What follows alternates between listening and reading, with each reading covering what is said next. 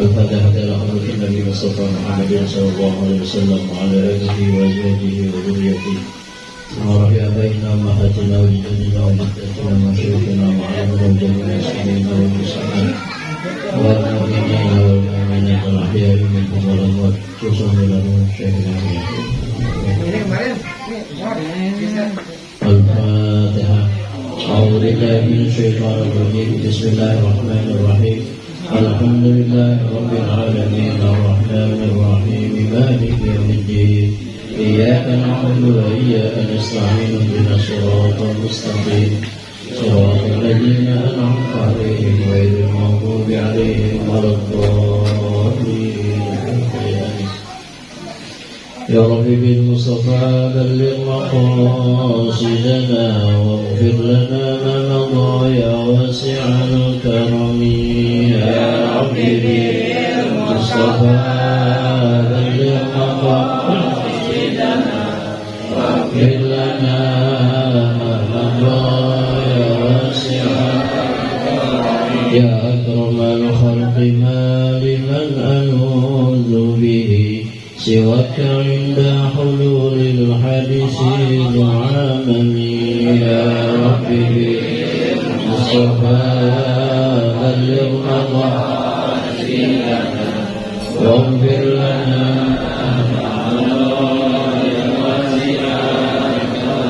يا نفس لا تقنطي من زلة عظمت إن الكبائر في الغفران كالأمم.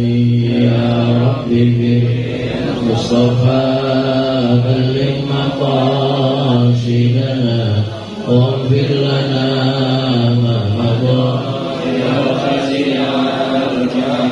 والآل وصحبه ثم التابعين فهم أهل التقى والنقى والحلم والحكم. يا رب بالمصطفى بلغ مقاصدنا واغفر لنا يا واسع الكرم. اللهم صل وسلم وبارك عليه. بسم الله الرحمن الرحيم. الحمد لله رب العالمين والصلاة والسلام على أشرف الأنبياء والمرسلين سيدنا وحبيبنا وشفيعنا مولانا محمد وعلى آله وصحبه أجمعين. قال رب اشرح لي صدري ويسر لي أمري واحلل عقدة من لساني يفقهوا قولي. قال المؤلف رحمه الله تعالى ونفعنا بعلومه وعلومكم في الدارين آمين. Mari sampai halaman berapa? Ya.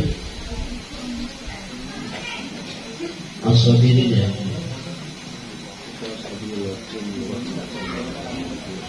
Wakhilaf ashabi. Ya. Wakhtilafu ashabi lakum rahmat.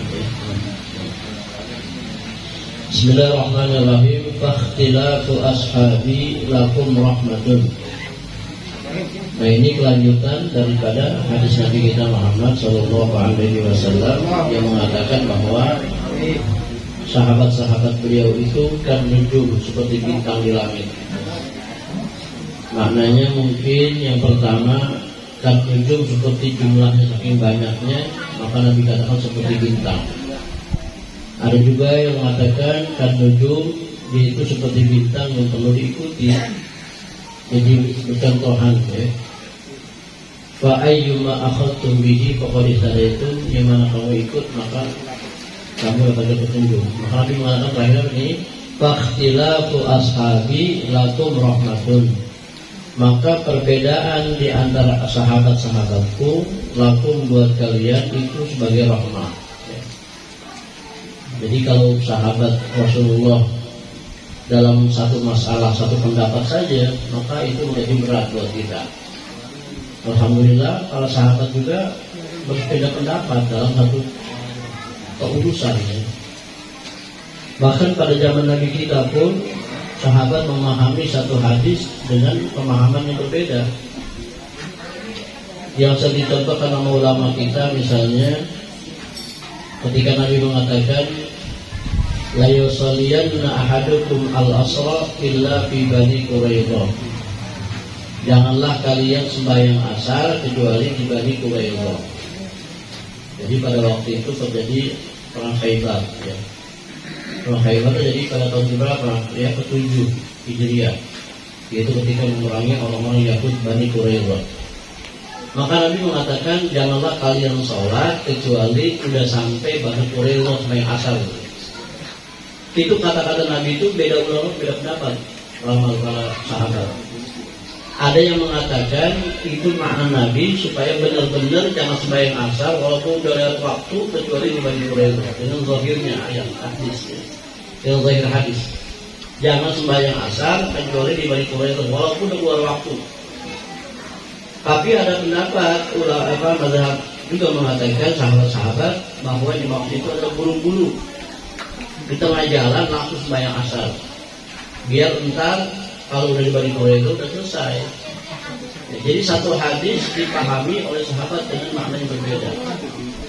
Nah, maka perbedaan begitu menjadi rahmat buat kita. Ya. Karena kalau semuanya satu pendapat itu ribet.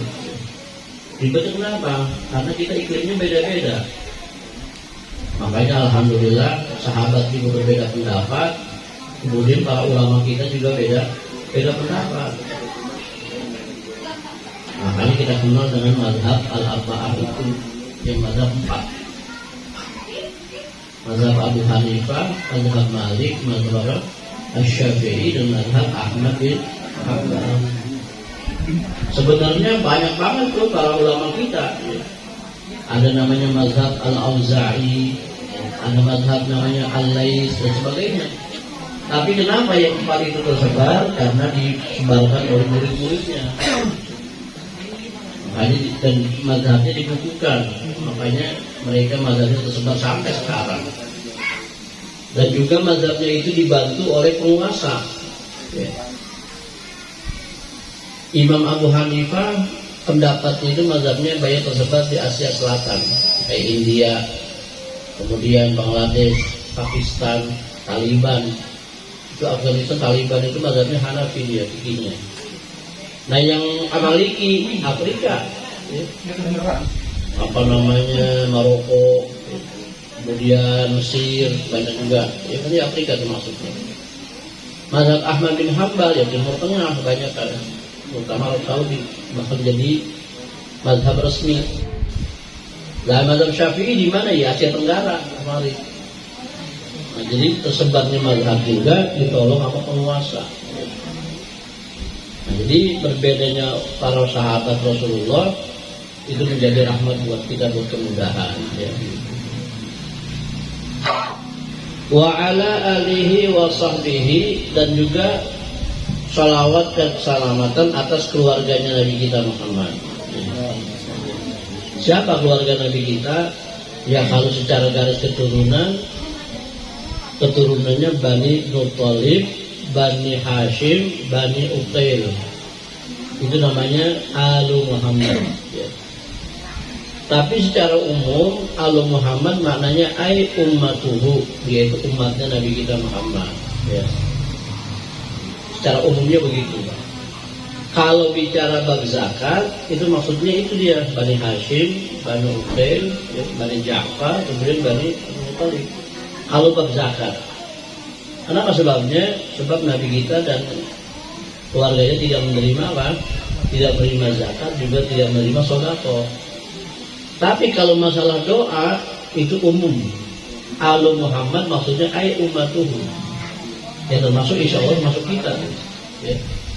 Kalau kita doa tuh selawat Allahumma shalli ala Sayyidina Muhammad wa ala ali Sayyidina Muhammad, masuk umatnya. Sebagaimana Allah berfirman, kada bi ali fir'auna walladzina min qablihim.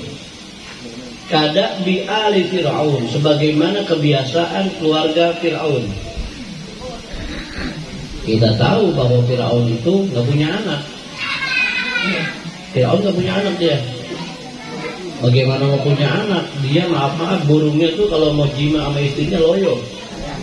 Jadi important Fir'aun. badan doang gede serem, ya. Tapi itunya nggak berfungsi dia. Emang Allah dibikin apa tuh? Dibikin loyo. Kalau mau jima sama Asia, namanya bini siapa? Asia, seorang mukminah, seorang muslimah. Ya. Ketahuan tuh dia Islamnya digantung, bininya tuh digantung. Akhirnya dia mengatakan, Rabbi ibnili indaka baitan fil jannah. Ya Allah, bangunkan saya istana di surga. Wa najjini min fir'auna wa qaumihi, dan selamatkan saya dari Fir'aun dan kaumnya. Itu dikatakan Al-Quran alu Fir'aun, keluarga Fir'aun. Dengan Fir'aun itu punya apa? Punya anak. Maksudnya siapa? Kaumnya maksudnya. Jadi orang-orang yang sepakat sama Fir'aun, orang-orang yang mengikuti ajaran Fir'aun itu keluarganya sama. Ya kita dah begini ngaji walaupun bukannya cucunya kaum kamu semua, tapi keluarga kita nih, ya. Walaupun siapa tahu saya nanti siapa, ini siapa, bukannya keturunan, tapi masuk apa disebutnya keluarga pengajian malam Jumat itu keluarga maknanya secara umum. Nah, jadi maknanya wa alihi maknanya dua. Yang pertama khusus artinya Abdul Muthalib keluarganya, Hashim, Uqail, atau yang umumnya adalah umat Nabi kita Muhammad sallallahu alaihi wasallam. Wa sahbihi, dan sahabatnya Nabi kita Muhammad, ya. Yang dikatakan oleh Nabi tadi itu ashabi kan nujum, umatnya banyak banget kayak bintang di langit. Sahabat Nabi siapa? Syaratnya ada 3. Yang pertama, orang yang hidup di zaman Nabi, syaratnya sahabatnya hidup di zaman Nabi dan dia ketemu sama Nabi kita walaupun sebentar, walau lahzatan. Karena pemahamannya beda dengan orang Syiah. Orang Syiah mengatakan sahabat Nabi itu harus duduk lama sama Nabi kita. Nanti dia ada maksudnya begitu ngomong, ya. Jadi pertama syaratnya harus bertemu dengan Nabi. Yang kedua beriman kepada Nabi, dan yang ketiga meninggal atau mati dalam keadaan mukmin muslim. Kalau 3 syarat itu kurang, maka dia bukan sahabat. Siapa contohnya orang bertemu Nabi tapi tidak beriman? Ya Abu Jahal, Abu Lahab, ya. Dia ketemu Nabi bahkan saudara tapi nggak beriman, ya bukan sahabat, ya. Ada orang bertemu Nabi kemudian dia beriman kepada Nabi tapi meninggal dalam keadaan syirik, dalam keadaan apa? Murtad, ya bukan sahabat. Atau orang beriman kepada Nabi meninggal dalam keadaan muslim mukmin tapi nggak pernah ketemu Nabi, namanya apa? Tabi'in, ya, sama apa? Tabi'in, ya. Walaupun hidupnya zaman Nabi, ini nggak ketemu Nabi. Yang kita kenal dengan Sayyidut Tabi'in, Uwais Al-Qarni, yang namanya sudah masyhur, ya. Dia tidak dikenal orang di dunia, tapi namanya di langit dikenal. Uwais Al-Qarni, seorang yang berbakti kepada emaknya. Dia di Yaman adanya. Padahal Nabi di Madinah ada, tapi nggak sanggup berangkat ke Madinah karena apa? Emaknya nggak diurusin. Jadi emaknya itu sebenarnya bisa kita tolong sama orang, kemudian Uwais Al-Qarni pengen ketemu Nabi, cuma emaknya nggak mau, dia harus ngurus dia tuh Uwais Al-Qarni, makannya, minumnya, mau kemana pun, pokoknya segala urusannya Uwais Al-Qarni. Namanya Uwais bin Amir Al-Qarni. Ada yang baca dengan roknya di fathah, Al-Qarni namanya. Dia punya belang, penyakit belang. Dia punya penyakit belang. Cuman karena dia bersumpah, dia punya sifat karena berbakti kepada emaknya, kalau bersumpah tuh kepada berdoa langsung mustajab. Dia minta kepada Allah, ya Allah sembuhkan penyakit belang saya. Disembuhkan oleh Allah, kecuali seperti koin itu besarnya yang ada di ketiaknya, ada yang mengatakan tingkat pusarnya sebelah kiri atau kanan. Masih ada tandanya. Itu yang Nabi mengatakan dia Afdhalut Tabi'in. Jadi umat setelah sahabat yang terbaik, Uwais Al-Qarni. Sehingga sahabat disuruh minta doa sama beliau. pesan kepada sahabat Umar, nanti kalau kamu pergi haji, kamu inte gerombolan dari Yaman. Terus gimana Rasulullah? Minta doa sama namanya Uwais bin Amir Al-Qarani.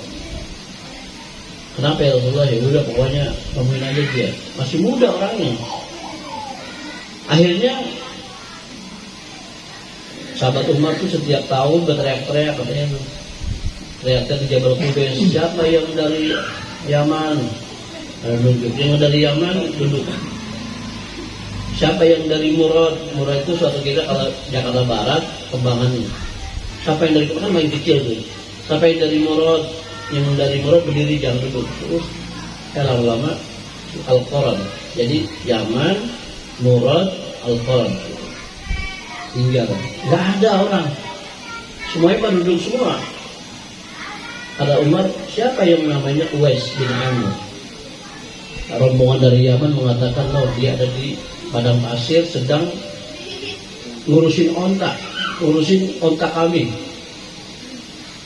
Akhirnya sahabat Umar, sahabat Ali buru-buru naik kuda ke sana. Ditemukan Uwais Al-Qarani lagi sembahyang sambil ngangon onta. Masya Allah, itu orang yang disebut Nabi orang terbaik, tapi begitu kerjaannya nggak dikenal orang.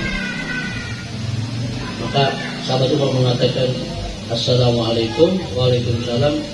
Anta Uwais bin Amir Al-Qarani. Dia mengatakan waalaikumsalam. Bagaimana kau tahu itu? Sebab Nabi yang menyuruh saya begitu. Lalu dia mengatakan, Asamani Rasulullah. Apakah benar nama Rasulullah menyebutkan nama saya? Kata Umar, iya. Nangis beliau. Nangis saking gembiranya beliau. Sampai Nabi di Madinah, dia di Yaman tahu bahwa ada orang namanya Uwais Al-Qarani. Lalu dikatakan, bukankah engkau orang yang dulu punya penyakit baras, kemudian Allah sembuhkan kecuali ada tempat seperti dia? Kemudian kata Umar bin Ali, mintalah doa kepada Allah untuk saya. Kata Uwais, bagaimana saya minta doa kepada saya sedangkan engkau ada khalifah? Jadi itu kejadian itu setelah Nabi meninggal, Khalifah Umar bin Khattab. Engkau khalifah, ngapa minta sama saya?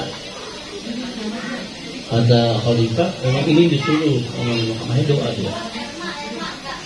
Udah doa begitu, kata Khalifah begini, kamu habis ini mau kemana?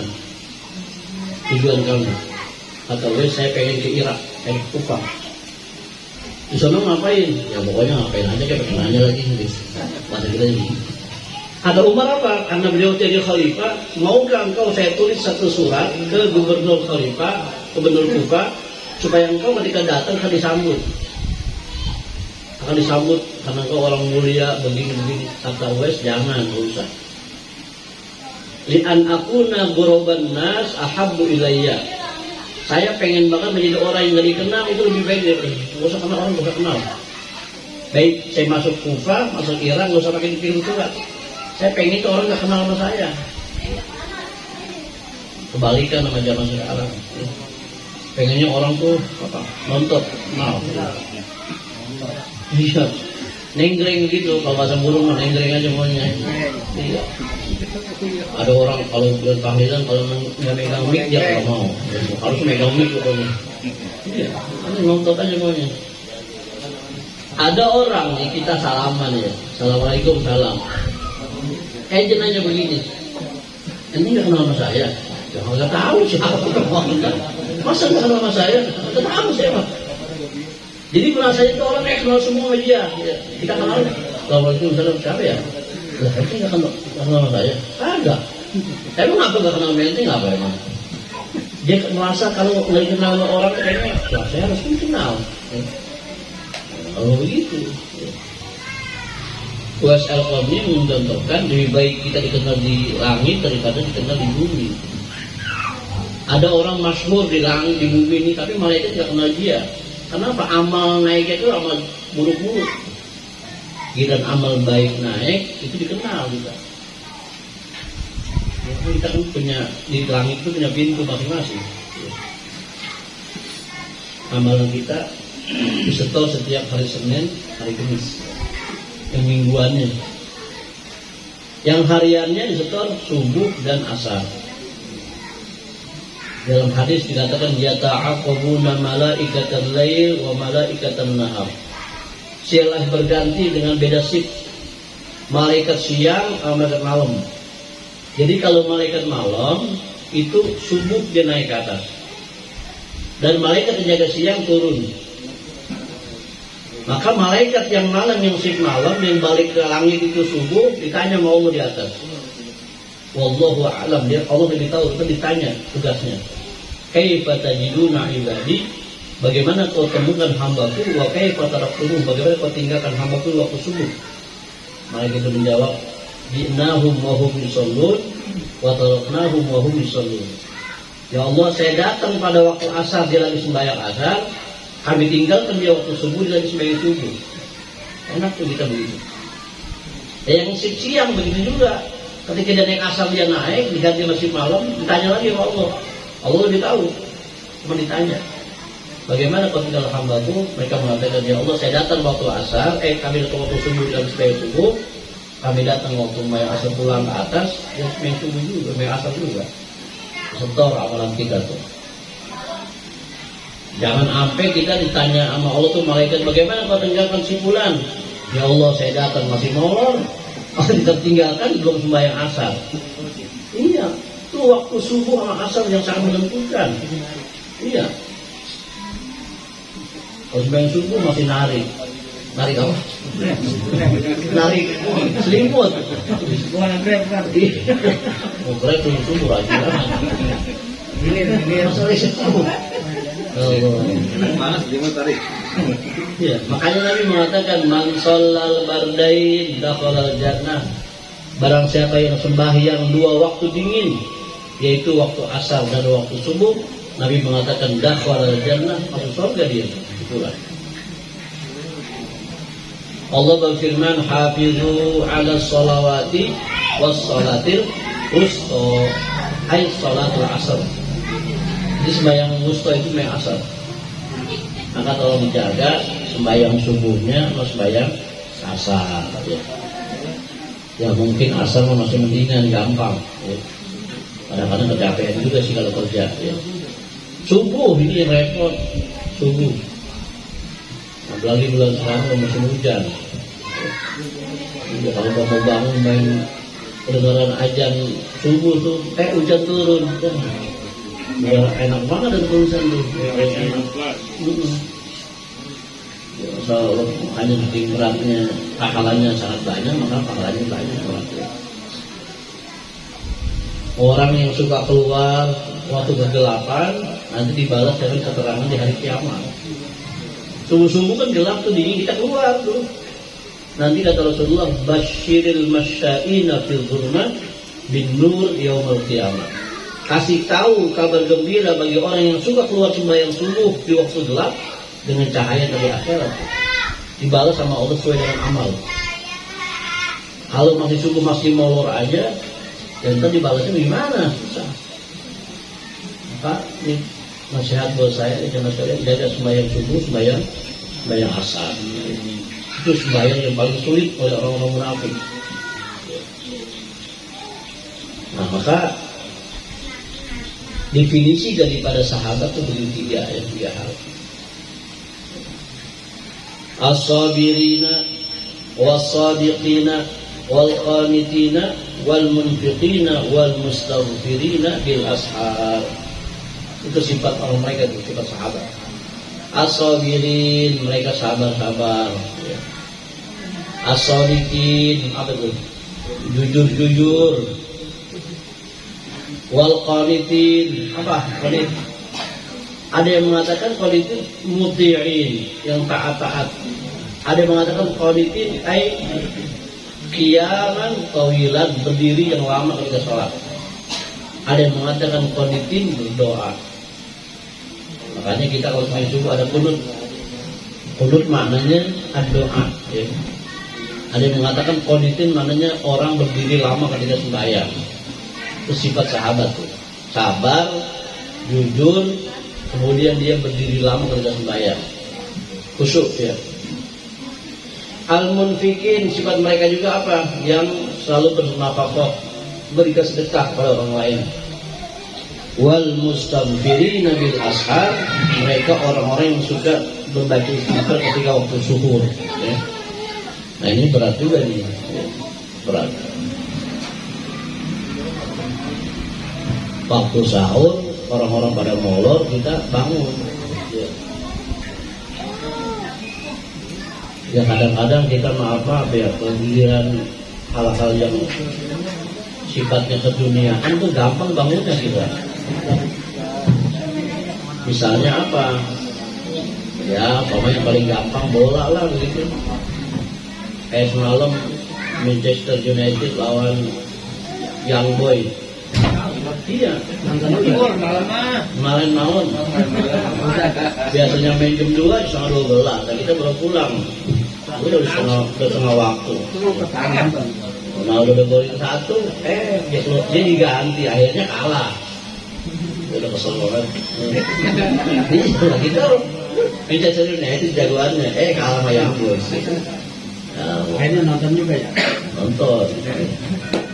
Dan 3 kita bangun. Cuman tuh begitu-begitu ngapa kita semangat banget bangunnya tuh. Udah sore-sore udah kita beli Indomie, ya, telur, kopi udah kita siapin. Nontonnya jam 3, ini jam 10 udah seduduan. Semangat banget tuh, tapi kita tahajud apa susah banget tuh. Tahajud susah bangunnya kita. Kenapa? Sebabnya memang diganggu tuh. Makanya tahajud maknanya apa? Qiyam dengan masyaqqah, dengan berat. Bangun dengan berat namanya tahajud. Orang yang termasuk ahli sorga, yang katanya jalan di muka bumi siapa? Itu orang yang suka istighfar di waktu sahur. Sebab dalam surat Al-Mu'minun itu disebutkan sifat-sifat orang-orang yang masuk surga Firdaus. Di antaranya apa? Wabil asharihum yastaghfirun. Pada waktu sahur dia istighfar kepada Allah, ya. Itu saking susahnya maka pahalanya besar, berat. Nabi kita pernah nyinggung, ya, kepada sahabat-sahabatnya. Nabi mengatakan begini, ini akhlak Nabi kita, lihat. Walaupun beliau seorang Nabi, tapi nggak mau nyinggung perasaan sahabatnya. Tengah-tengah orang banyak tuh nggak mungkin ente nggak sembahyang nggak. Nabi mengatakan wala takun kafulanin, jangan kamu seperti si Fulan. Fulan itu namanya banyak, Fulan. Di hadis lain, riwayat lain, wala takun ka Abdullah, jangan kamu seperti si Abdullah, hamba Allah. Tapi Abdullah waktu banyak disebut dalam apa namanya, nama-nama sahabat namanya Al-Abadillah, sahabat yang depan namanya Abdullah, banyak tuh. Nabi bilang jangan kamu kayak si Abdullah, jangan kayak si Fulan. Apa itu? Kana yaqumul laila wa la yusalli, sering bangun malam tapi tidak sembahyang. Sering bangun malam tapi tidak sembahyang. Kita sering bangun malam kencing doang, kencing mata masih teriak-teriak. Padahal tuh kalau kita wuduin seger tuh mata, seger. Ya minimal kita ke dapur bikin teh, bikin kopi, dari kita terus bayar tahajud kuat. Tapi kalau nggak diikutin begitu, paling sembahyang tahajud baru 1 rakaat udah angkop mulu. Kenapa sebabnya? Karena kita nggak siapin. Kita nggak siapin, nggak kayak kita nonton bola, kita siapin. Iya. Kenapa di dalam sembahyang tahajud kita asal-asalan? Sembahyang orang langsung tidur aja udah. Udah begitu sembahyang tahajud subuhnya kesiangan. Ya kenapa yang begitu? Dikejar tahajudnya yang sunnah, subuhnya kesiangan, mohon ya udah siang jam 7. Ya nggak apa-apa, jam bangun jam 7 nggak dengar azan, jadi sembahyang langsung foto. Jangan tanggung, alhamdulillah subuh kesiangan, kita sembahyang, jangan. Jam berapa aja dia bangun, jam 8 dia bangun, sembahyang udah langsung, niatnya foto. Ya, karena di luar waktu. Harus jangan, kalau udah kesiangan subuh, itu namanya waktunya ketika ingat langsung sembahyang, jangan kerjaan yang lain. Jangan mandi dulu, sarapan dulu, udah langsung sembahyang, udah langsung. Iya. Karena itu waktunya harus tahu, buru-buru kita kerjain. Ya syukur-syukur kalau kerjaannya ya tahajud juga, ya subuh juga. Ya. Sekarang subuh jam berapa? Jam 4, setengah 5 karena ya. Yang minimal kita bangun jam 4. Kalau bangun jam setengah 3, bisa jadi siangan, main subuh, tahajud, kita jadi tidur bangun jam 6. Kita kalau jam 4 kan minimal dia bisa zikir, istighfar, kemudian waktu subuh datang. Itu sifat daripada sahabat, jangannya apa? Wal mustaghfirina bil ashab. Alladzina hum amanatu hadhil ummati, adalah mereka para sahabat itu adalah pengaman inilah umat, menjadi aman. Jadi yang bikin aman umat itu adalah para sahabat. Kalau masih ada nabi, maka nabi menjadi pengamannya. Kalau nabi meninggal, maka siapa yang mengaman? Ya para sahabat. Kalau sahabat udah kagak ada, maka hilang keamanan.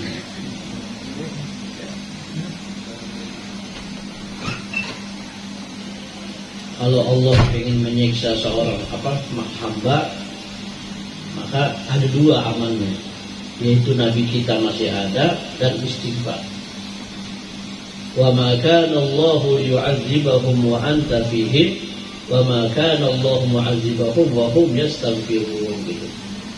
Tidaklah Allah akan mengazab satu kaum kalau engkau Muhammad masih ada di situ, masih hidup. Wa ma kana Allahu mu'adzibahum wa hum mustaghfirun. Kalau engkau udah meninggal, maka tameng tidak ada istighfar. Jadi dua, sahabat, maksudnya Nabi kita Muhammad dan sahabat dan istighfar. Kalau selama orang masih istighfar, maka Allah tunda azab. Makanya dikatakan, saya sebenarnya kata Allah pengen geger-getar pengen nurunin azab kepada kaum. Cuman saya lihat masih orang memakmurkan masjid, masih ada bayi yang masih nyusu, masih orang tua yang bangun masih tahajud, masih istighfar, dan tunda lagi. Makanya kita berhutang budi kepada siapa? Para orang-orang yang bangun tahajud istighfar. Gara-gara dia azab ditunda sama Allah Subhanahu wa taala. Jadi ditambah dengan bayi-bayi masih nyusu, bayi-bayi yang kecil. Kalau bayi-bayi udah gede maka agak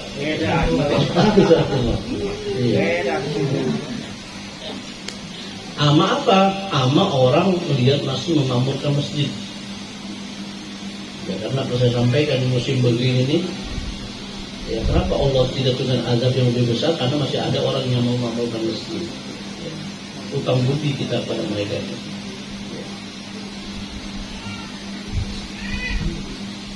Alladzina hum amanatu hadhil ummati al-maksumah, yang dijaga minal ijtima'i, daripada berkumpul alal khata'i wal ghawaya, yang berkumpul atas kesalahan dan kesesatan. Kagak mungkin umat Nabi Muhammad semuanya ijma atas kesalahan dan kesesatan, tidak mungkin. Wa 'alal ladzina tabauhum, dan salawat dan salam kepada siapa? Kepada orang-orang yang mengikuti para sahabat. Siapa itu tabi'in? Bi ihsanin, dengan kebaikan, wala yattabi'una, dan tidak mengikuti mereka semuanya khutuwati syaitani, akan langkah-langkah setan. Itu disebut oleh Nabi sebagai apa? Afdalul qurun. Jadi generasi terbaik. Khairul quruni qarni, masa terbaik itu zaman saya, kata Nabi kita. Tsummal ladzina yalunahum, tsummal ladzina yalunahum. Kemudian setelah saya sahabat, yaitu para sahabat itu tabi'in, itu terbaik. Ada yang mengatakan sampai 4 yalunahumnya. Jadi sahabat, zaman Rasul, sahabat, tabi'in, dan tabi'ut tabi'in. Zaman siapa ini? Zaman Imam Syafi'i. Imam Syafi'i abad keberapa itu? Abad ketiga, ya. Beliau lahir 1150 Hijriah, meninggalnya 204. Jadi abad ketiga. Nah, Imam Syafi'i itu berarti tabi'ut tabi'in. Kalau Imam Malik itu masih tabi'in namanya, karena dia berguru langsung dengan sahabat, yaitu Nabi. Nabi Ibnu Umar, langsung kepada Rasulullah SAW. Itu umat terbaik, yang terbaik. Yang mereka apa tuh? Yang tidak mengikuti akan langkah-langkah setan. Setan juga kelihatan, cuma langkahnya nyata. Nyatanya di mana? Ya dari tingkah laku manusia tuh ketahuan. Yang tadinya orang sembahyang, dia agak sembahyang, itu kan langkah setan tuh, dikasih, digodain sama dia. Emang gak kelihatan dia, tapi Allah katakan ada mubin, musuh nyata dia. Nyata apanya? Bukan nyata bentuknya, tapi nyata apanya? Akibatnya itu. Ya. Kemaksiatan, perzinahan, kemudian orang sama orang tua nggak akur, kemudian durhaka sama orang tua, itu namanya langkah setan. Ya. Iya. Ditambah lagi dihiasi dengan apa? Ya khurafat. Zaman sekarang mungkin di daerah kita udah jarang. Zaman dulu kita masih kecil tuh, ancak-ancak masih ada. Iya. Di Raubaya itu dulu terkenal di Ringgut tuh, sekarang jadi apa namanya? Material terminal tuh. Itu dulu ada pemberingin gede. Pemberingin gede. Kalau setiap Kamis sore udah banyak tumpeng di bawah pohon beringin. Tumpeng tuh udah ada bekal ayamnya, ada tumpengnya, ada pokoknya macam-macam itu. Ada kopi, ada apa lagi tuh. Tujuannya apa tuh dia? Ya katanya alam berkah. Masa alam berkah pohon beringin? Di belakangnya lagi ada pohon kelapa doyong. Itu kalau malam Jumat orang sering lihat kuntilanak lagi ayun-ayunan, bawa bayinya tuh. Atau gitu, ini gara-gara mati beranak ini. Iya, matinya beranak. Kalau mati beranak biasanya ada membedinya. Itu akhirnya apa tuh manusia? Akhirnya bawa di sesembahan. Kita di bawah kelapa doyong menyan, ditaruhin apa tuh? Ancak. Bagi kira apa tadi dia ngomong? Iya. Lah kita masih kecil disuruh orang tua kita tuh. Kalau sore, Kamis sore, kita lihat tindik-tindik aja pohon beringin. Kita kalau orang itu kagak ada, ambil makan. Yang dimakan tapi jangan ayamnya, karena ayamnya haram hukumnya. Termasuk wama uhilla bihi li ghairillah. Itu termasuk hewan yang disembelih bukan karena Allah, haram dimakan. Kayak orang dulu bangun jembatan itu kepala kebo doang ditanam. Dia tanam kepala kebo, dagingnya boleh dimakan. Sebab apa? Dia tujuannya bukan karena Allah, tapi untuk apa? Persembahan, nggak boleh. Ada juga di daerah-daerah larung laut. Larung laut itu yang petani atau nelayan-nelayan yang sukses katanya akhirnya motong kepala kebo. Kalau kebonya ditaruh dilarungi ke laut. Pertanian begitu juga, kalau boleh dimakan. Tapi yang buah-buahannya, kemudian apanya makan. Akhirnya kita makan itu. Wah, kenyang itu bukan orang cuma kenyang. Besok-besok dia ini sama dia, wah alhamdulillah dibakar masjid. Tidak. Lama jadi kepala hitam kita bisa makan. Kenyang kita tuh. Yang begitu. Tapi mubazir kalau nggak dimakan mubazir. Iya mubazir yang kita makan. Dulu masih ada, sekarang udah nggak ada. Sekarang komplainnya lepas di kali kan tuh ada yang lepas kali ya. Jadi kalau dulu mau keluar nah. Yang dari sini pun ya, iya. Terus saya tangkap tuh begituannya, saya angkat gitu. Ya udah ditanya aja sama akal. Yang mulai ngangon. Iya. Tapi di daerah Bekasi masih ada tuh. Ya. Bekasi, Jaka Sampurna, Jati Asih. Itu masih ada di apa namanya sebutnya gapura-gapura. Ya. Masih ada tampak yang ada minyannya, ada makanannya masih ada tuh. Katanya itu menjaga kampung. Jaga kampung sih tambah. Ya? Apa harusnya? Itu namanya langkah-langkah setan tuh. Umpamanya begini, dulu saya masih kecil, kalau ada tetangga saya kesurupan tuh bapak dipanggil malam-malam jam 1. Itu Pak. Itu ada almarhum Allah yarhamu Bapak Hasan namanya. Dia mah kesurupan mulu. Kebetulan kerjanya di pabrik timah di Victor sekarang. Itu dia kencing di dalam pabrik, kebetulan ada kuburan di situ, akhirnya kesurupan.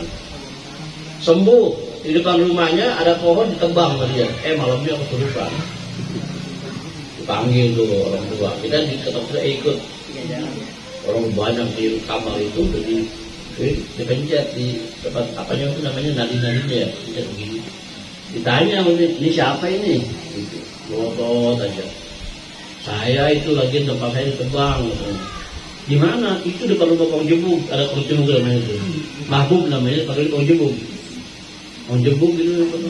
Emang apa dari sini? Dia nggak bilang lagi sama saya. Kalau ngomong ngotot aja tuh. Yaudah keluar. Dia mau gini, agak mau. Saya mau lisong katanya. Lisong, dia apalagi? Kopi. Terus sama jarum rokok, jarum coklat. Jarum coklat. Yaudah tadi kasih, kita keluar dulu.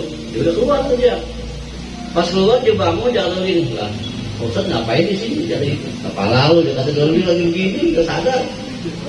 Kata bapak saya jangan diturutin. Nggak usah diturutin, yang penting dia keluar udah bohong-bohongin aja. Kalau kita turutin, nah masuk jebakan dia dan jebakan jin itu. Jangan diturutin. Memang kadang-kadang yang begitu-begitu nggak masuk akal, teman terbukti juga. Ya mungkin orang tua di sini ada tahu, dulu di kali itu yang di Cengkareng itu dulu ada bening. Kali angke ya, bening banget tuh kata orang tua saya itu bisa diminum airnya. Iya kan nani. Coba sekarang minum airnya. Itu kelihatan ikan pada kelihatan tuh. Itu katanya dulu ada buaya putih namanya nyeri. Jadi kalau orang nyuci tuh, ya, orang nyuci, terus pakaiannya apa? Nganyut. Nah, katanya buru-buru kasih kopi sama apa teh rawi besoknya ada lagi tuh. Balikin lagi tuh. Ya kita kan udah mikir masa ada buaya bawain sepak orang kan mungkin gitu. Tapi terbukti itu ada tuh.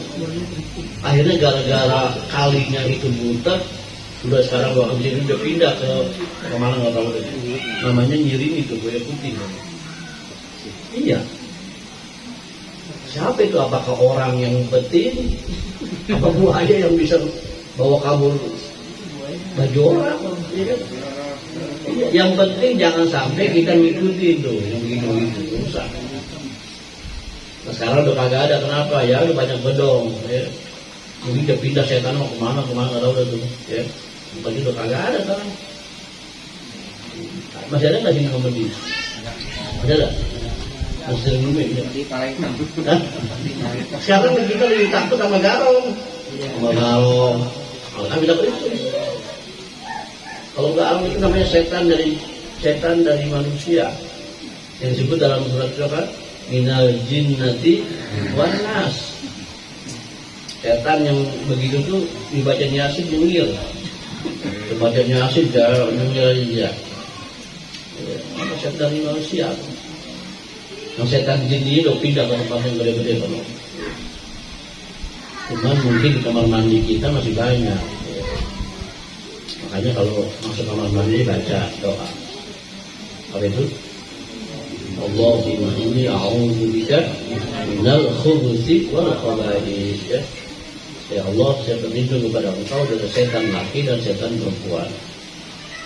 Maksudnya kalau kita nggak baca begitu, kita berakin, palanya keberakan. Iya, pantasan aja kita pada kesurupan. Maka disunahkan tuh pala tuh. Kita kalau buang air besar, tutup pala. Ya helm kita pakai loh. Celana kita pakai saat ini. Mereka tutup aja lagi. Nah, dulu kita belum punya jamban, ya belum punya WC jamban ya. Kalau zaman kejauhan udah dibawa pohon mangga, gerimis kita lihat di situ. Akhirnya sempak kita taruh di sini. Kita kan suruh tutup ya, sebenarnya tutup. Jangan sembarangan kalau mandi. Pohon-pohon gede sama laut. Ya. Bahkan di hadis sampai mengatakan istana iblis itu ada di atas air, di atas laut. Sebagaimana arsy Allah itu di atas lautan di sana. Cuman iblis mah lautannya di bawah, istananya kalau Allah arsy. Ya. Itu arsy adanya di atas lautan. Jadi langit pertama, langit kedua, ketiga, keempat, kelima, ketujuh. Langit ketujuh ada namanya lautan. Kemudian di atasnya baru arsy Allah Subhanahu wa Ta'ala. yang Nabi katakan jarak antara bumi dengan langit yang paling dekat 500 tahun perjalanan. Langit tebelnya itu 500 tahun perjalanan. Ke satu kedua 500 tahun perjalanan. Terus setiap tingkatan langit itu 500 perjalanan. Dan dari langit ke-7 ke lautan itu 500 tahun perjalanan. Bayangkan bagaimana pesannya Allah Subhanahu wa Ta'ala. Iya. Nah, orang kita kalau takbir makanya dua boleh tapi pesannya Allah. Dua-duanya. Sampai penjara cuma satu doang begini. Nah, kalau iblis itu di laut ya. Itu tafsirannya banyak sekali, ada mengatakan segitiga bermuda. Emang iblis emang istilahnya senjatanya di laut. Dia tiap hari itu infeksi dia, apa namanya sebutnya, membarisin tentara-tentaranya tuh, dikumpulin tiap hari itu, dia evaluasi tuh. Iya, kalau kita nih boro-boro evaluasi dosa kita enggak. Yang kita ingat kebaikan mulu, dosa kita pernah ingat kedap balik. Kebaikan mah nggak usah ingat-ingat, udah kecatat semua pasti itu. Kiraman katibin ya'lamuna ma taf'alun. Pasti kecatat tuh. Tapi dosa yang perlu kita ingat-ingat. Nah, iblis aja tuh, langkah-langkahnya apa? Dikumpulin tentaranya setiap hari. Dikumpulin tuyul, kuntilanak, genderuwo, kolong kopek, kolong wewe, semuanya kumpulin semua. Kata iblis, siapa kerja hari ini? Siapa? Kata setan, saya lapor. Saya suruh orang yang tadinya mau sholat, saya ganggu jadi nggak sholat. Hebat nggak? Kata iblis, biasa aja. Nggak keren. Kalau kita, temen cuma. Iya. Saya, itu apa tuyul? Apa? Saya tolong orang duit orang, sampai dia begitu ketemu, biasa aja cuma. Lagi, yang tadi mau zakat, saya nggak zakat, biasa. Biasa. Semua dosa yang kepada Allah disebut nama iblis biasa. Kenapa sebabnya? Karena Allah sudah jamin menghadap barang siapa yang kembali kepada Allah diterima dosanya, diampuni oleh Allah. Satu ada iblis, setan, tuanya itu urus orang yang iblis. Raja, saya menceraikan suami istri yang akur. Yang tadinya harmonis rumah tangganya saya kasak kusuk kayak tusuk, akhirnya cerai dia. Kata iblis berdiri di langsung. Nah, ini baru kerjaan. Nah, iblis sini dikasih mahkota sama iblis, kasih mahkota. Ini baru kerjaannya. Kalau yang begitu-begitu mah minta ampun sama Allah bisa diampuni. Salahannya kita sama Allah tuh. Allah banyak ayat dan sebanyak ayat yang Allah diampuni. Tapi begini kesalahan manusia dengan manusia, permusuhan. Ini yang iblis paling suka tuh. Yang tadinya keluarganya akur, gara-gara itu dipisahkan, akhirnya berantem. Keluarga ini dengan keluarga itu. Coba lihat di ayat Al-Maidah itu. Ketika Allah bicara masalah khamar, maisir, ujung-ujungnya apa? Innama yuridu syaitanu ayyuqi'a bainakum al-adawata wal baghdha'a fil khamri wal maisir. Sesungguhnya tujuan iblis, setan untuk pekerjaan begitu khamar sama maisir, judi, untuk menimbulkan permusuhan dan pertentangan di antara kalian. Baru Allah sebutkan, baru wa'anis sholat, baru melalaikan sholat. Jadi permusuhan dulu yang Allah iblis suka itu. Makanya kita nih orang yang menjaga silaturahim dibenci sama iblis, paling benci. Ketika Allah ceritakan masalah sihir dalam Al-Baqarah tentang satu malaikat namanya Harut dan Marut, ya kan ada tuh ibarat kan Al-Baqarah itu dikatakan wa ma yu'allimani min ahadin hatta yaqula innama nahnu fitnatun fala takfur ma yufarriquna bihi bainal mar'i wa zawjihi. Sihir banyak. Kenapa Allah sebutkan permusuhan antara suami dan istri? Al-Imam Fakhrul Razi mengatakan sihir itu ada 72 macam. Yang paling jahat adalah sihir yang memisahkan suami istri yang akur. Itu paling disuka yang iblis. Makanya mudah-mudahan kita keluarganya sakinah, mawaddah, warahmah. Akur aja lah. Godaannya berat Pak, Bu, berat. Godaannya berat tuh. Nah iya kita ini sekarang sama besan sama kita tuh akur aja. Lebaran pada dateng, ya kan bawa kue geplak, bawa kue inian, bawa ini. Gara-gara cerai kagak ada lagi udah boro-boro bawa kue geplak. Iya, boro-boro. Itu permusuhan itu, permusuhan. Makanya Nabi mengatakan la yadkhulul jannata qati'ur rahimin. Agak bakal masuk surga orang yang memutuskan silaturahim. Permusuhan soalnya. Nah, jadi sihir yang paling jelek itu, paling jahat adalah yang memisahkan orang yang lagi akur, suami istri itu. Nah, makanya sering baca Rabbana hab lana min azwajina wa dzurriyyatina qurrata a'yun waj'alna lil muttaqina imama. Ya Allah, jadikan saya ini mempunyai keluarga yang qurrata a'yun, sedap dipandang mata. Anaknya pada soleh soleha. Ya. Kemudian apa? Jadikan saya pemimpin, jadi orang-orang yang bertakwa. Maksudnya apa? Itu aja keluarga kita. Bagi yang sudah berkeluarga. Kalau yang belum gimana? Cari istri yang apa? Yang soleha. Ya. Ya kalau bisa cakep juga. Kalau bisa ya kaya juga.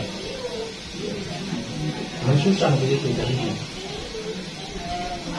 Ada orang minta ke Bani Ustaz Bani Najjar, Ustaz, saya belum punya bini nih, terus cariin saya yang cakep, terus yang kaya, yang apa namanya soleha, yang begini. Oh iya, kalau ada begitu saya duluan kalau Bani Najjar.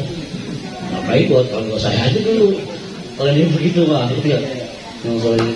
Iya, ngapain bisa orang? Hah? Iya. Makanya orang yang belum nikah cari yang ada latar belakangnya, belakangnya masih ada, belakangnya masih ada sawahnya. Cari yang soleha.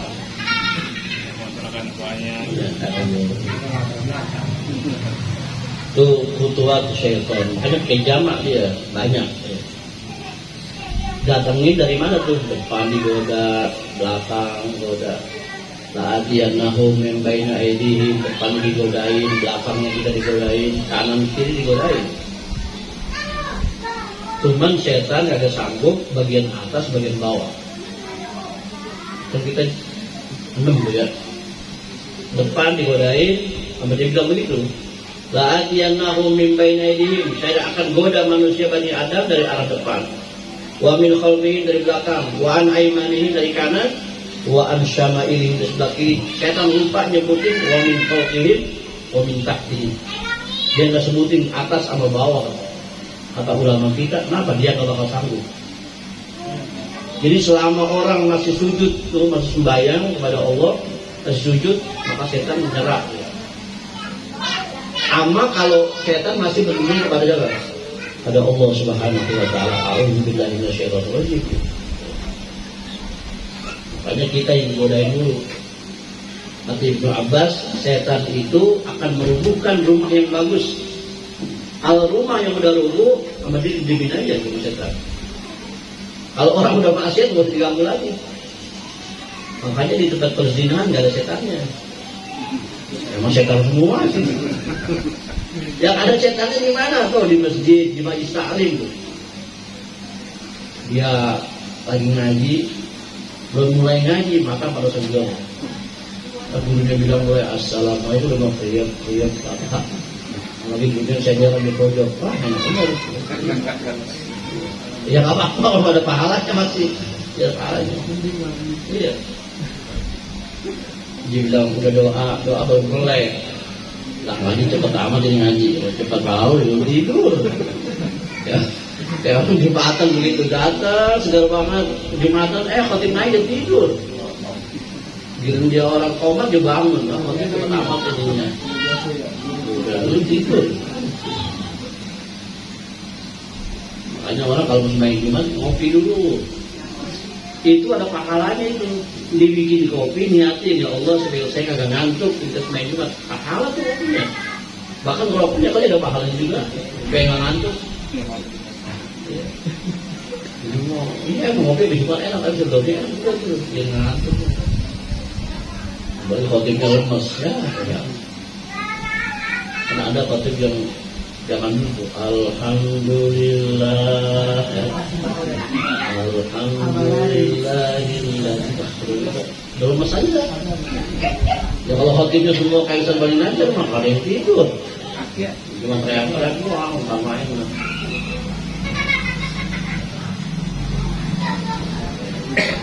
Wa ba'du dan setelahnya. Kalau ini amma ba'du ya.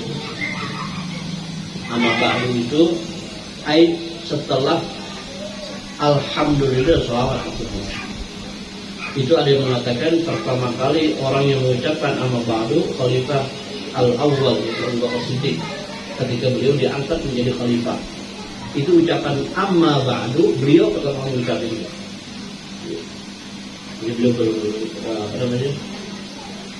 kata sambutan beliau mengucapkan amma ba'du. Nah kita senang gitu. Nah ini baru masuk tujuan Syekh Kiai Munawwir ngarang kitab. Kemarin masih pembukaan baru pertemuan. Terus ini ya? Jam 9 lewat ini. Emang banyak malam. Iya kan, bahkan ngajinya betul-betul kuat-kuat. Sampai ada apa namanya? Sampai ada yang ngasih isyarat ini ya, sudah stop. Falamma ra'aitu masisa hajati ikhwani at-talabat. Falamma ra'aitu maka tatkala saya melihat masisa hajati ikhwani sangat butuhnya. Masih itu maknanya sangat butuh.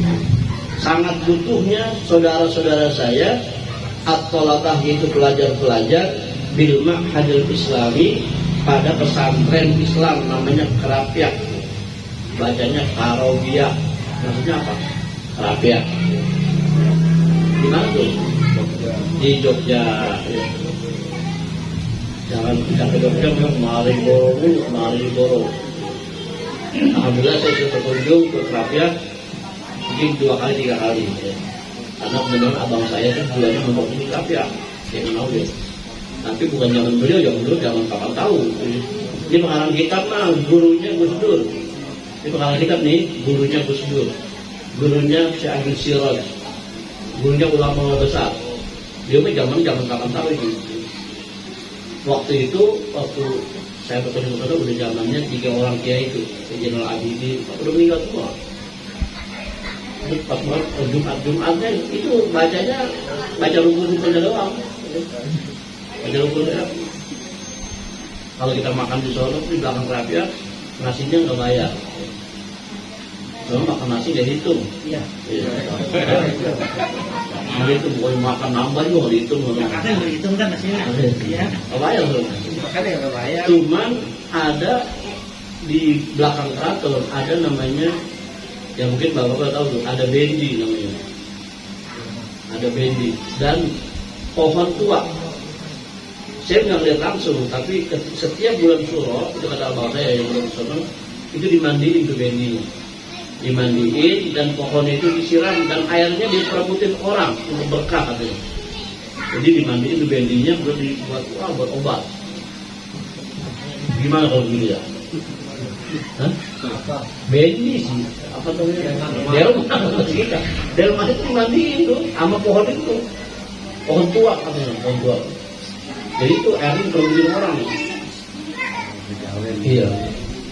Di alun-alunnya tuh ada pohon tengah. Yang tengah-tengah tuh ada pohon. Kalau orang yang sanggup lewat situ, itu katanya ntar dapat apa tuh? Keberuntungan dengan syarat ditutup matanya.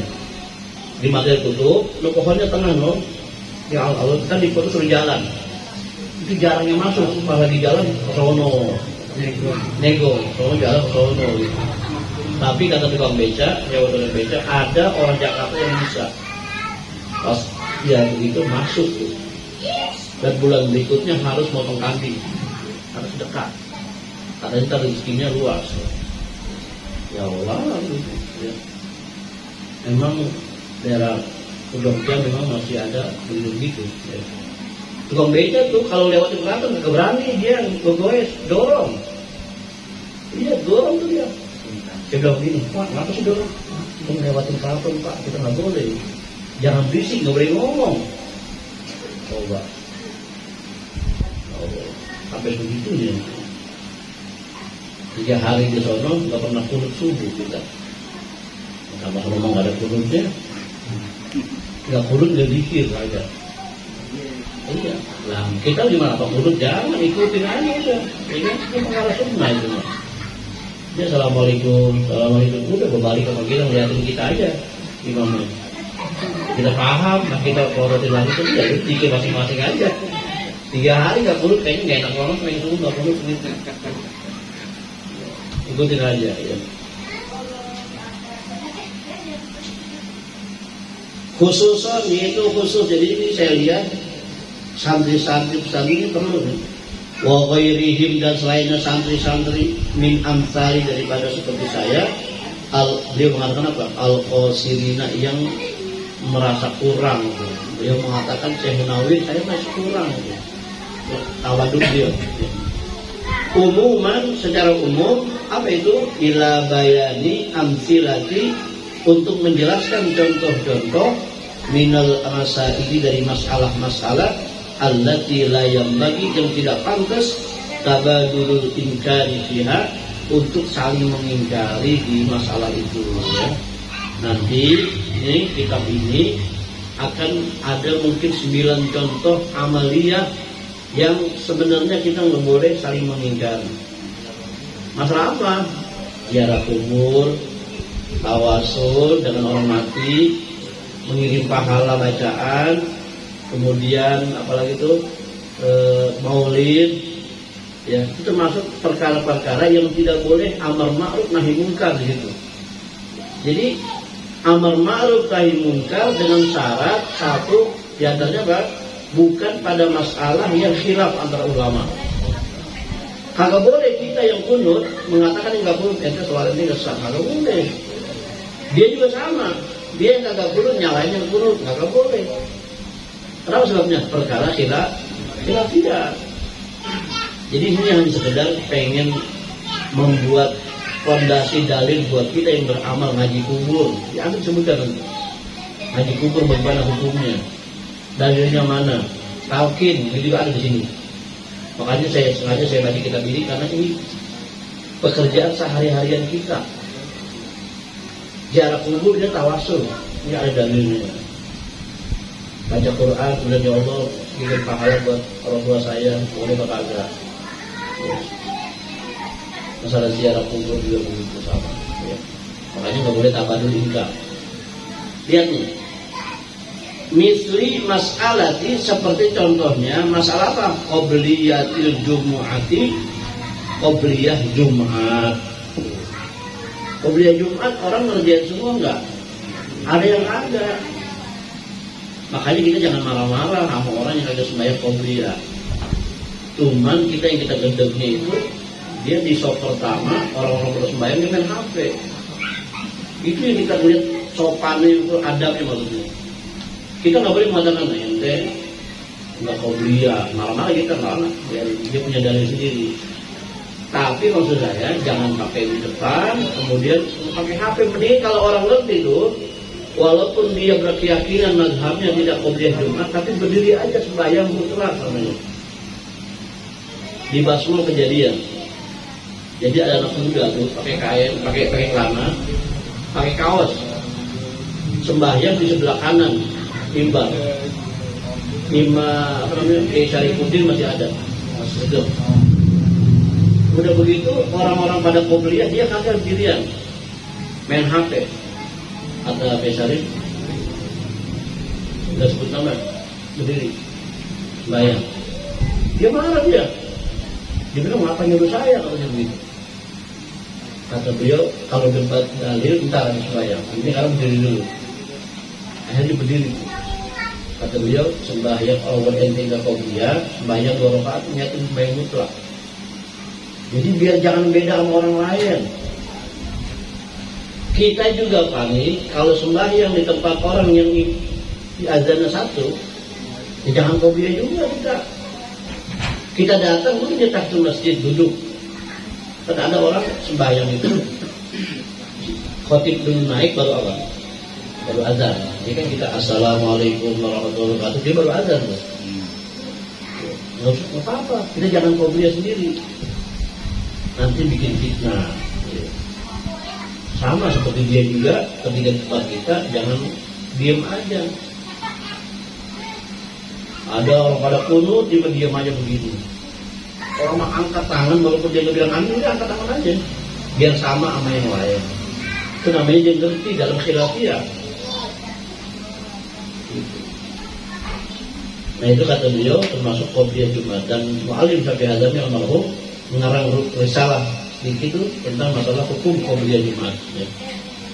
Wa misli mas'alati talqinil mayyit ini, seperti juga masalah talqin mayyit ba'dan dafni, setelah apa dikuburin. Kalau yang sebelumnya boleh, setelah semua boleh. Kalau lagi sakratul maut ditalqin itu boleh, semua mazhab boleh mengatakan. Tapi yang jadi masalah setelah dikuburkan gitu. Habis sudah diratain, kemudian apa namanya sejengkal gitu bagusnya ya tingginya, kemudian diapain? Disiram pakai air, ya, itu biar tanahnya apa? Adet ya. Air dua botol lah gitu. Jangan sebalon semuanya dulu biar tanahnya malahan tambah ini. Habis itu tujuin pohon. Pohon apa tuh? Ya, pohon apa aja ya. Jangan pohon kelapa, gitu kan? Pohon jarak, ya, pohon kembang. Dan itu pun masalah pohon kembang itu banyak yang agak mau. Kita yang naruh pohon kembang itu berdalil dengan apa tuh? Nabi kita lewat di dua kuburan, kemudian Nabi berhenti, disuruh Nabi pelepah korma dibelah dua, pelepah korma ditancap di sini satu, di situ satu. Sahabat bertanya, Rasulullah, kenapa kalau lakukan itu?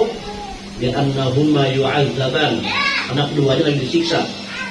Wa ma yu'azzaban min kabirin bal huwa min kabir. Ini dosanya bukan perkara yang besar menurut pandangan orang, tapi ini dosa besar. Apa itu? Yang pertama kencingnya agak bersih, yang satu lagi karena dia mengadu domba. Jadi kencingnya bersih bahaya. Nabi itu selama ini basah tasbih terus, meringankan mayit. Tapi orang yang kata mereka nih, yang agak setuju sama ditanamin pohon, kalau kita tanam pohon, sedangkan kita nggak tahu tidak seperti Nabi, berarti seakan-akan kita seuzon sama mayit katanya. Kalau kita tanam pohon, berarti seakan-akan kita yakin bahwa dia apa dia tersiksa. Jadi kalau ada kita ikut ke kuburan dari tanamin pohon, nggak jadi masalah ya, jangan kita ambil diri tampil jangan. Kalau dia nggak mau ya usah, ya. Sama di talqin juga begitu. Bahkan di kuburnya ada yang mau diazanin, ada yang mau, ada yang kagak. Kan ada yang diajarin, ada yang kagak. Kemudiannya kita diajarin nggak? Ajarin. Karena apa? Kita punya dalilnya kias. Apa kiasnya? Sebagaimana kita lahir ke bumi diazanin, kuping kanan, kuping kiri. Ketika kita keluar dari bumi juga diazanin, dikomatin. Berbedanya memang bukan kayak azan sholat ya. Sebagaimana kita bayi kita azanin pelan-pelan, dikubur itu pelan-pelan. Jangan Allahu Akbar, jangan biasa aja. Allahu Akbar, Allahu Akbar, kayak naik kayak bayi itu sama. Kayak bayi. Ya. Sebab apa? Mayit itu lebih dengar daripada kita. Mayit itu lebih dengar daripada kita. Nabi kita Muhammad SAW ketika terjadi perang Badar, orang-orang kufar ketuanya pada mati dicemplungin sumber Badar. Kemudian Nabi mengatakan, hal wajadtum ma wa'ada rabbukum haqqan. Sekarang kamu temuin gak janji Tuhanmu untuk berhala-berhala? Fa inna qad wajadna ma wa'ada rabbuna haqqan. Sebenarnya kami telah menemukan janji Tuhan kami. Ketika Nabi ngomong begitu sama mayit-mayit itu, sahabat Umar mengatakan, ya Rasulullah, atukallimul mauta. Kenapa kau bicara sama mayit? Apakah dia dengar? Apa Rasulullah? Hum asma'a minkum. Mereka lebih dengar daripada kalian. Walakin lahum la yujibu, tapi mereka nggak bisa jawab. Jadi kita tuh ngomong sama mayit boleh, bisa. Sampai lagi kuburan bapak kita. Pak Haji misalnya ini Jumat, ziarah kuburan di besok ngomong. Assalamualaikum Bapak, baru datang nih ya. Ya anak-anak pada sehat, alhamdulillah. Terus gara-gara kemarin Bapak acara itu ada pengajian, dengar bahwa itu kan didudukin tuh. Dia senang tuh lihat kita ngomong, kayak kita waktu beliau hidup kita datangin tuh, terus senang dia. Lalu kita ngomong lagi, kayaknya nih kalau bukan atau jangan sama Yunani juga nih. Iya, itu. Tapi misalnya dia belum kelihatan gimana ya. Kata Cina itu nggak apa ada mau buah kan? Misalnya jajan berjawab aja. Ada begitu. Boleh bicara gitu, ya. Sama bukannya kita meminta mau kuburan bukan, nah itu aja. Bagaimana orang ngomong apa itu? Nah nanti insya Allah kita teruskan bacaan bahwa ini contoh-contoh yang khilafiyah, jangan dibesar-besarkan masalah perbedaannya, tapi yang penting persamaannya. Ya, subuhnya 2 rakaat, menghadap ke kiblat, kemudian begini. Adapun masalah qunut itu khilafiyah. Kita nih kalau ngaji baca, jadi tambah apa? Nambah pengetahuan tuh dada kita jadi luas. Jadi mandang masalah itu jangan sempit. Saya sering contohkan, kalau orang ilmunya dalam tuh, bukan kita mengalami dalam enggak, kayak botol penuh begini. Ada masalah dikit, begini aja nggak goyang dia. Tapi kalau dia kurang segini, kocak gini, muam tuh kocak dia. Tapi apa? Orang kalau ada masalah nih, dia tahunya masalah itu setengah sedikit, maka ribut dia. Wah, simpulan begini, bid'ah begini. Tapi kalau orang yang ngerti, nah apa-apa itu ada pendapat lain begitu. Begitu. Ya. Ini juga sama, biasain tuh. Ya, pekerjaan-pekerjaan kita yang kadang-kadang disinggung sama orang lain, ya biarin aja. Ya, yang penting kita sesuai dengan dalil kita beramal dan diajarkan sama guru-guru kita. Talqin teruskan talqinnya. Baca apa namanya? Ngirim doa ketika dikubur silakan. Tahlil dikubur silakan kalau ada ini. Maulid kemudian kebulanan apa aja silakan. Jangan dikit-dikit dikritik orang tidak berubah. Oh benar juga tuh kata TV. Kata TV jadinya kita ngaji di TV. Karena dia begitu kita yakin di depan sama dia aja berubah. Oh ya pulang-pulang mau tahlilan, ada baca kunut begini. Mudah-mudahan kita yang ngaji insya Allah pikiran kita menjadi lebih luas. Ya. Amin ya rabbal alamin. Wallahu a'lam. Mungkin ada pertanyaan? Tadi yang meyakinkan apa? Ada qobliyah Jumat ya? Iya. Itu sebetulnya 4 rakaat atau 2 rakaat sih? Kalau ikuti Johor ya 4 rakaat. Kalau qobliyah Johor berapa? 4 rakaat. Iya. Kan Jumat itu badal apa sebagai ibadah mustaqilah? Kalau kita madzhab Syafi'i, Jumat itu badal daripada apa? Badal Johor. Berarti sama 4 rakaat yang menjadi. Bahkan Ibnu Umar beliau terbatas. Umpamanya kita datang jam 11, itu kita sembahyang sebanyak-banyak itu 2 rakaat, kabar 2 rakaat terus saja nggak ada batasannya nih. Ntar kalau udah azan baru sembahyang kamar orang, kemudian baru dia pertama itu suruh sembahyang pagi, sembahyang mutlak, sembahyang apa lain. Atau kita yang belum baca kafi, yang belum baca yasin. Jadi yang rakaat sama kayak apa? Bahkan habis Jumatan ada yang mengatakan 4 rakaat. 2 rakaat di masjid, kemudian pulang sembahyang 2 rakaat lagi. Ya. Atau di situ aja kita kerjakan 4 rakaat. Nanti ada di sini. Ya. 4 rakaat qobliyah, 4 rakaat juga 4 rakaat ba'diyah. Mereka mengatakan nggak ada. Apa-apa biasa sebenarnya nggak salah, kita salah alhamdulillah. Ya. Kalau kita lihat misalnya setelah ajan gitu ya, itu yang kita lakukan Ajan apa? Ajan ini Pertama. Ya. Itu kita sholat apa ke masjid apa? Kalau kita niat qobliyah berarti tahiyatul masjidnya dapat. Kalau kita niat tahiyatul masjid qobliyah kagak. Jadi kita kerjakan yang 1 kali kerjain dapat 2 kali itu. Sebab tahiyatul masjid itu bisa hasil dengan sembahyang wajib dan sembahyang sunat. Tapi kalau kita ngukur tahiyatul masjid, ya qobliyahnya nggak dapat jadinya. Ini kan kerjainnya betul. Qobliyah. Jangan itu kapan aja nggak ada waktunya. Ada bocah disuruh, tolong ambilin sapu di masjid itu. Dia masuk masjid, sunnah tahiyatul masjid. Atau kita yang mekanik benerin apa tuh, kipas angin. tidak masuk masjid, tetap sunat kok. Tahiyatul kapan aja, nggak ada waktunya juga, nggak ada wayanya. Bahkan surah subuh boleh, habis asar boleh, nggak ada waktunya. Yang lain, enggak? Ya, Ustaz menanya, Ya. kalau benar istri yang ditinggal suami itu nggak boleh keluar selama 42 hari. Ada yang bilang Pak, belum 40 hari nih nggak boleh keluar, nggak boleh kemana-mana. Ada yang bilang Pak, bulan nggak boleh kemana-mana. Ya ihdat namanya, dan itu artinya tidak boleh berdandan. Ya. Keluar kok boleh, Buat boleh nggak boleh. Ada teman saya nih, teman jamaah malam Selasa meninggal. Ya. Ini janda punya anak dua. Masih cakep orang. Dia punya usaha sembako. Ketika suaminya meninggal, nggak ada yang tulang punggung nafkah dari dia. Akhirnya dia nanya, kalau saya boleh saya keluar, dagang. Seminggu habis tahlil. Saya bilang boleh, sebab ihdat itu maknanya tidak boleh berdagang. Keluar untuk haji, apalagi dia. Kalau dia nggak keluar, siapa yang ngampalin anaknya? Boleh, nggak apa. Yang penting jangan dagang, jangan menarik orang untuk langsung melamar, nggak boleh. Ya, sebab kalau orang perempuan meninggal, tinggal mati oleh suaminya tuh, kita boleh walaupun tertarik, tapi dengan sindiran. Lain dengan perempuan yang dicerai. Kalau mati, cerai mati itu ada adabnya. Namanya i'radhan. Jadi kita ngomong, nggak boleh saya pengen nama kamu, nggak boleh kalau begitu. Menjaga kehormatan siapa? Suaminya. Bolehnya apa?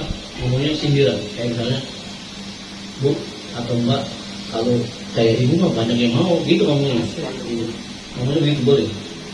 Dan dia jangan dandan, banyak wangi. Tapi kalau berjalan apa boleh, nggak hajat. Karena 4 bulan berapa? 10 hari itu. Tapi untuk ngaji ini nggak boleh. Iya, kalau dia mau itu boleh nggak apa. Yang penting jangan mendok dandannya. Itu mungkin bagi yang masih cakep kali itu mah. Hah? Yang masih cakep itu Ya, sama aja, bukan masalah cakep juga, yang penting menghormati suaminya. Sebab pisah cerai dengan pisah mati beda tuh, ya kan? Kalau pisah cerai nggak ada apanya, nggak ada ikhtiar. Tapi kalau pisah matinya ini yang lama, 41 hari, untuk menghormati siapa? Suaminya. Tapi kalau istrinya meninggal, suaminya boleh nggak? Boleh. boleh. Kita tahu itu. Jangan seminggu boleh ngayap tadi tuh. Jadi ganti. Ya. Ya, kita baca surah Al-Fatihah, mudah-mudahan keluarga besar daripada almarhum Haji Betong selalu diberikan rahmat oleh Allah Subhanahu wa taala, lalu diampun kepada akur, ya kan, menjaga silaturahim, berdoakan rezeki yang halal dan banyak yang Allah. Dan umumnya kepada jamaah semuanya, mudah-mudahan segala urusan kita dimudahkan oleh Allah Subhanahu wa taala. Ala hadhihi ahwalatul niyatin salihah ila hadratin Nabi Muhammadin sallallahu alaihi wasallam. Al-Fatihah. أعوذ بالله من الشيطان الرجيم بسم الله الرحمن الرحيم الحمد لله رب العالمين الرحمن الرحيم مالك يوم الدين إياك نعبد وإياك نستعين صراط المستقيم صراط الذين أنعمت عليهم غير المغضوب عليهم ولا الضالين. بسم الله الرحمن الرحيم الحمد لله رب العالمين حمدا يوفينا ويكافئ مزيدا يا ربنا لك الحمد ولك الشكر كما ينبغي للكريم وعظيم سلطانك. اللهم صل وسلم على سيدنا محمد الفاتح لما أغلق والخاتم لما سبق ناصر الحق بالحق والهدي إلى الصراط المستقيم وعلى آله وصحبه العظيم. اللهم اجعل جمعنا هذا جمعا مرحوما وتفرقنا من بعد تفرقا معصوما لا تدع فينا ولا معنا ولا إلينا شقيا ولا محروما. اللهم نسألك علما نافعا وعملا متقبلا ورزقا حلالا طيبا مباركا كثيرا يا حي يا قيوم يا ذا الجلال والإكرام. ربنا هب لنا من أزواجنا وذرياتنا قرة أعين واجعلنا للمتقين إماما. ربنا هب لنا من الصالحين ربنا هب لنا من الصالحين ربنا هب لنا من الصالحين رب اجعلني مقيم الصلاة ومن ذريتي ربنا وتقبل دعاء ربنا اغفر لنا ذنوبنا ولوالدينا وارحمهم كما ربونا صغارا ربنا آتنا في الدنيا حسنة وفي الآخرة حسنة وقنا عذاب النار وصلى الله على سيدنا محمد وعلى آله وصحبه وسلم والحمد لله رب العالمين سبحانك اللهم وبحمدك أشهد أن لا إله إلا أنت أستغفرك وأتوب إليك والسلام عليكم ورحمة الله وبركاته.